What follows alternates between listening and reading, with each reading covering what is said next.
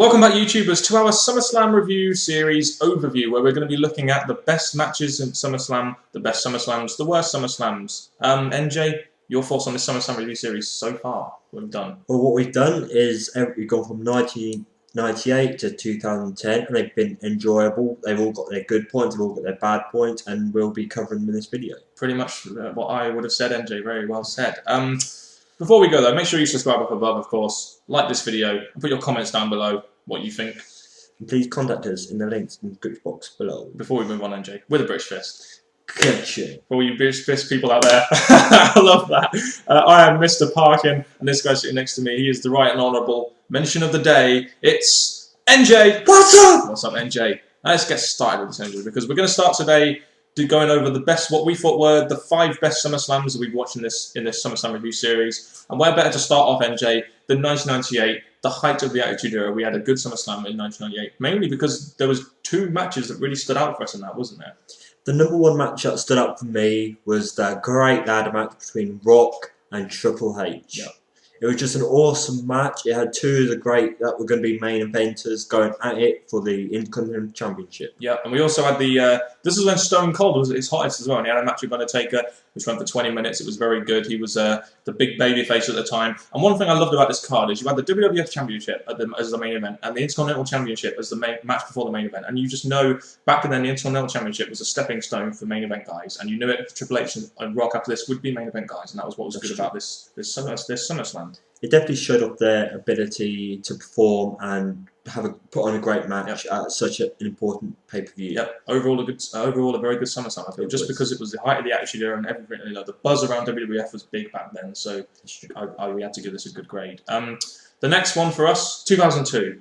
What more can we say about 2002? It's probably one of the best cards we've had, one of the best overall SummerSlams in terms of matches, draw. You know, what did you enjoy most about the SummerSlam? As we saw from 1998, in the time scale between that and 2002, we've seen Triple H perform and come into this big main eventer where he would go into a atrocious match with his best friend HBK in a street fight. Yeah, which was unsanctioned as well, so we didn't even know we were going to get it. No, it was a very good match. Yeah, just for me in general, I love SummerSlam 2002. It's my best pay-per-view of all time, well, non-WrestleMania anyway.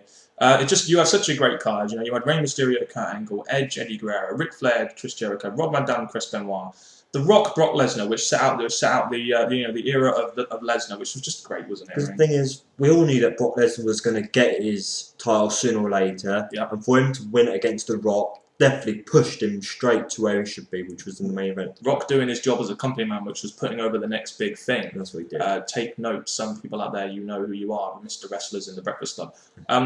Next we had 2005. Hogan and Michaels was the main event for this one, wasn't it? And that was a very good match because it was the thing that drew people in because they were going to get to see their favourite Hulk Hogan and their icon HBK go in such a great match. Arguably one of the best wrestlers of all time, Shawn Michaels. Definitely. Doing the job for Hulk Hogan though. Overselling that stuff was so funny, wasn't it? Funny. We had this, 2005 also had a lot of other good matches. A special mention for me would be Rey and Eddie Guerrero. I think that was a match that went on for 20 minutes, and it was one of the matches I really enjoyed on that card. It was very important for them because it was family related, and it was just a good match for both of them. One of many good SummerSlam matches that Eddie Guerrero had. We also had the match between Taker and Orton, which wasn't as good as their WrestleMania match, which was still a great match. It was developing this legend killer gimmick that Orton had at the time. And it's just, I could see the bad point about that, but the thing is, they put on a good match, so it definitely did good for SummerSlam. Yeah, so 2005 were generally a great SummerSlam for us. You've got a draw there, you've got some good matches there. The title matches I remember were good to quite good, even though we probably had Cena in one of them, but I don't know. 2006. 2006. Yes. Yeah, I think it had a pretty stacked up card. Yep. We had the matches of Ric Flair and Foley, which, again, they had that proper hatred for each other, so for them to go in the match and just take all their frustration out on each other to make a great match, it was good. We had at the time Randy Orton versus Hulk Hogan. We all know Orton won. We all know Hogan won this one, but Orton at the time, like he was in 2005, was developing this legend killer gimmick, and what better way to go up against one of the biggest legends that pretty much made wrestling what it is today, Hulk Hogan.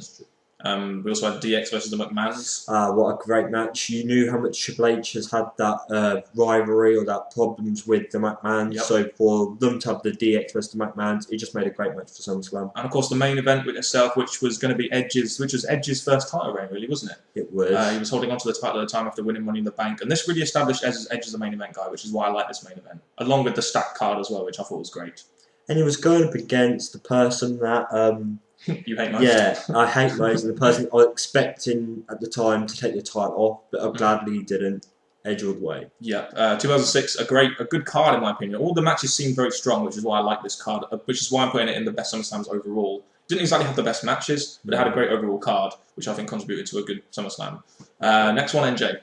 Next one is 2008. Yeah, very good, very good pay-per-view. Mainly because it had 4 main event type matches. We had not a very good undercard, but we had 4 main event style matches. We had, what did we have first? We had JBL versus CM Punk back when CM Punk was a face champion. Okay.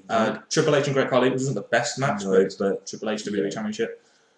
Cena Batista, 2 of the biggest baby faces in the WWE at the time, going at it. And that was a great match. They both thought they were the best, and they had to just put on a great fight to show that they're going to have their continued rivalry and which is the better person to do. And Batista wins this match. And to be honest, in terms of the crowd reaction, this got the most crowd reaction of the night. And I think that they did the right thing, allowing Batista to win, just because I think he was a better wrestler and a better draw than John Cena in general, in my opinion. There we go, yeah. Who can forget the main event, NJ? Edge versus Undertaker in that Hell in a Cell match. Epic match. When you think of Hell in a Cells, you think they're going to be awesome. Before that stupid pay-per-view came, the match Hell in a Cell, awesome. So to have these 2 in it, to definitely keep them in a match was awesome. Yeah, and really established Edge as well as a main event player, didn't it? It did. 2008, a very good SummerSlam in my opinion. We gave that a B+, and I'm not surprised. The 4 main event matches stood out for me there.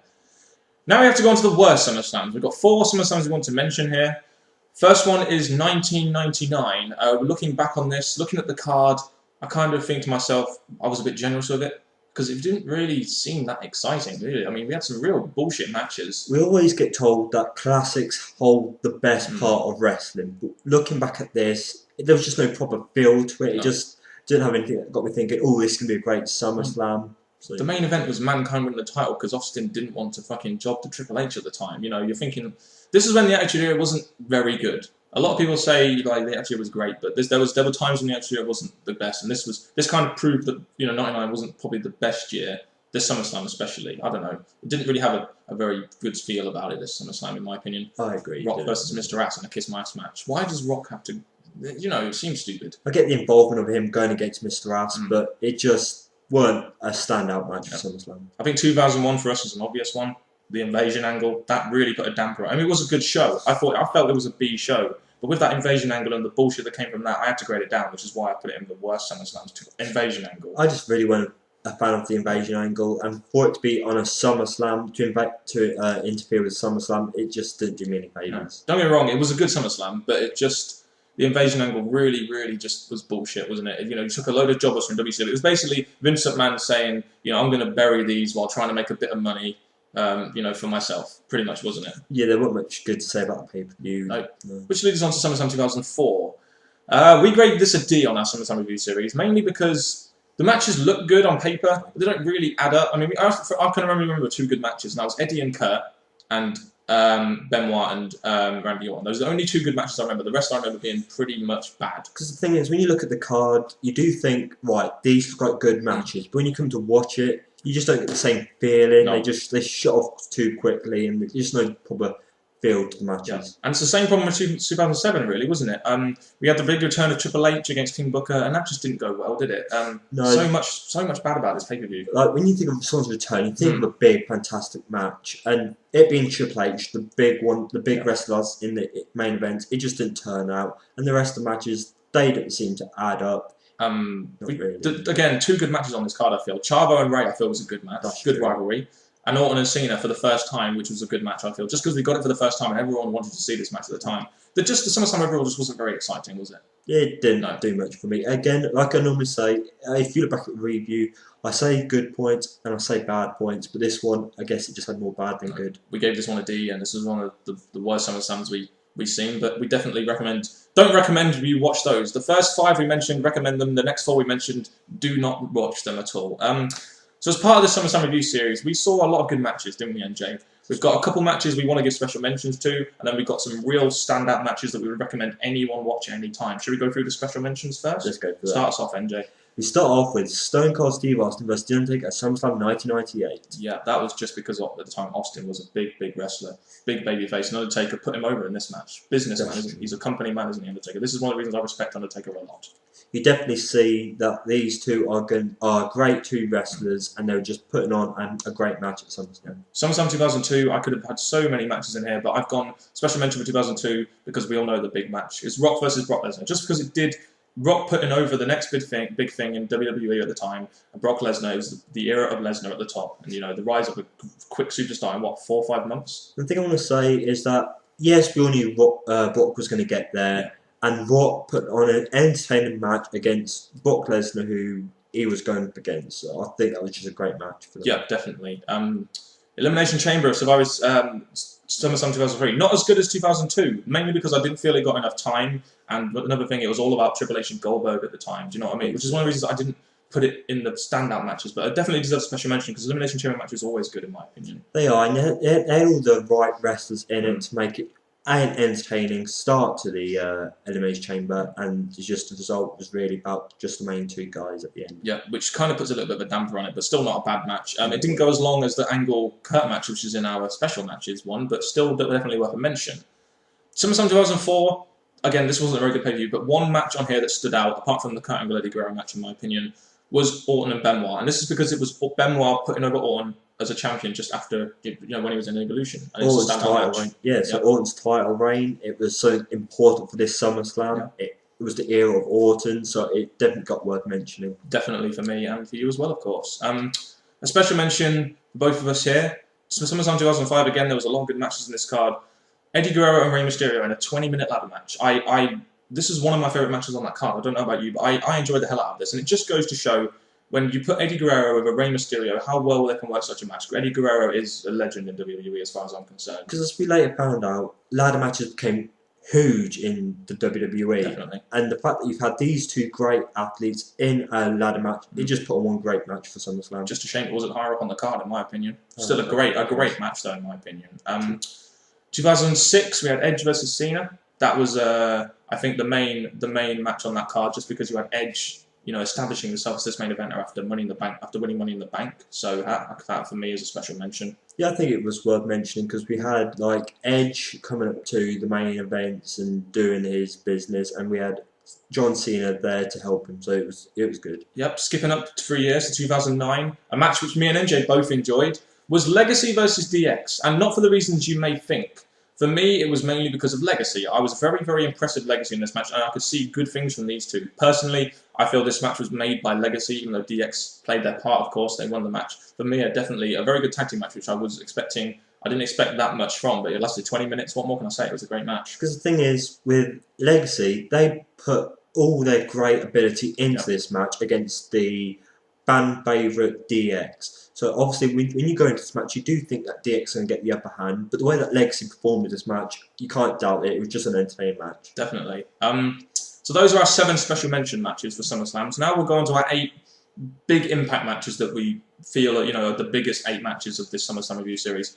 For us, the SummerSlam 98 had Rock versus Triple H in a ladder match. And you just knew, looking at this ladder match, it wasn't the best ladder match, I don't think, but I think the two guys in it put on a great match, and you knew from this match these two would become main eventers in the future, which is why I put it as a standout match. And it's like I've said earlier, as you've heard, ladder matches are huge in the WWE. So to have these two wrestlers that were going to come into the main event in a ladder match, it just did great for their careers. Yep, definitely. SummerSlam 2000, we had the first ever TLC match. This is a definite standout for me because it started a gimmick which would eventually become a pay-per-view name, unfortunately, but still led to a lot of great matches. TLC 2000, not the best TLC match, but definitely what started off an era, kind of like the ladder match in WrestleMania 10, for example. Well, what I'm going to say, thing about TLC is that it became such a lovable match by all the fans, and the fact that they had it with such great wrestlers, it just did wonders for the TLC match. Definitely. WrestleMania 17 one was better, but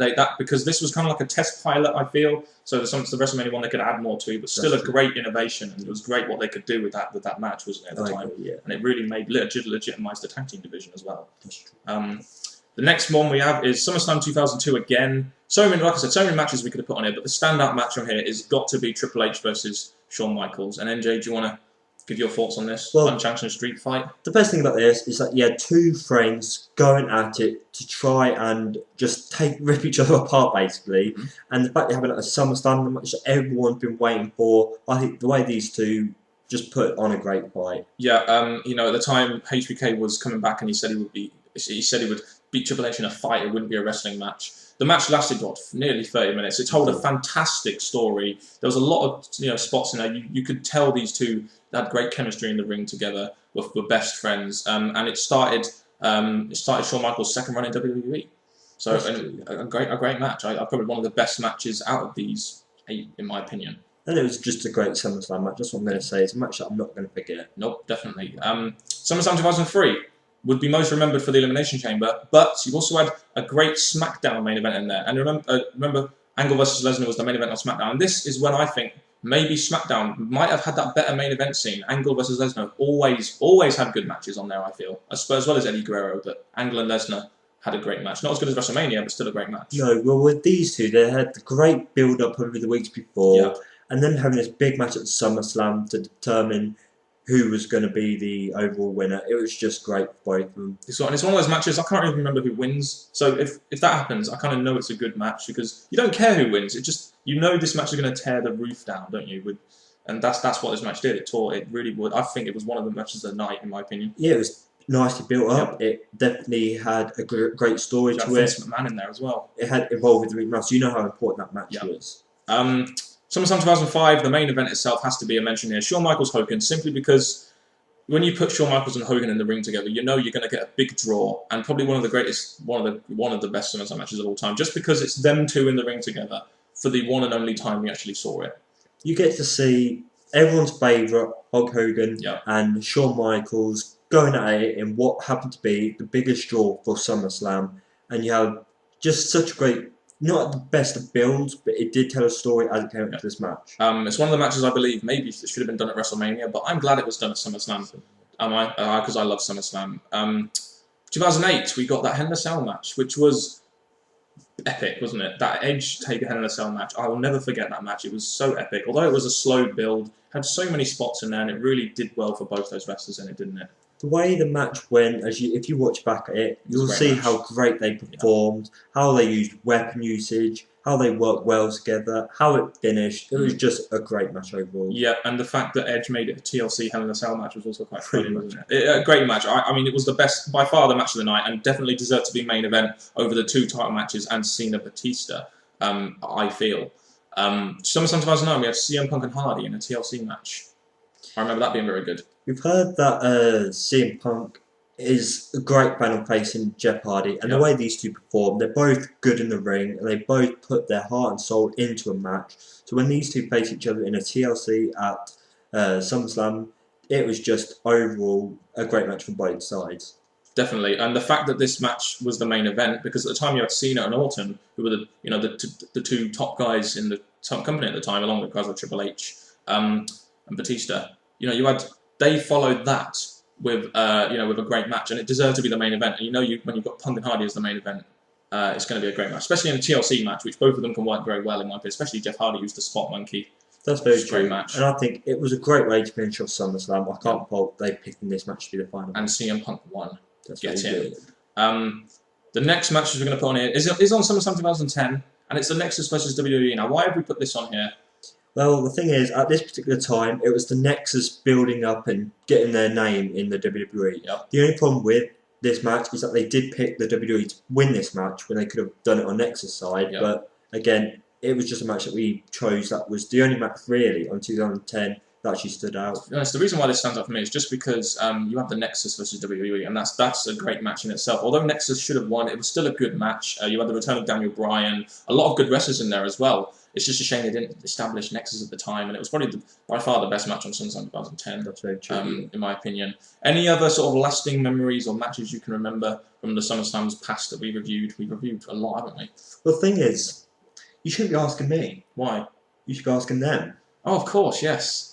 If you guys have any thoughts on the SummerSlam review series there is a playlist on our channel which you can look at if you want to get 98 from 2010. You guys have any thoughts on the SummerSlam review series, any particular memories that you've got, make sure you get them in that comment section down below. And do you want to say anything before I sign us off, NJ? And all I'll say is that SummerSlam is a great pay-per-view of WWE, and it's good that we've gone over the certain section of years, and now all we say is, we hope you've enjoyed our reviews and now our overall review. Yep, and of course now we've got SummerSlam. We've just had SummerSlam 2011.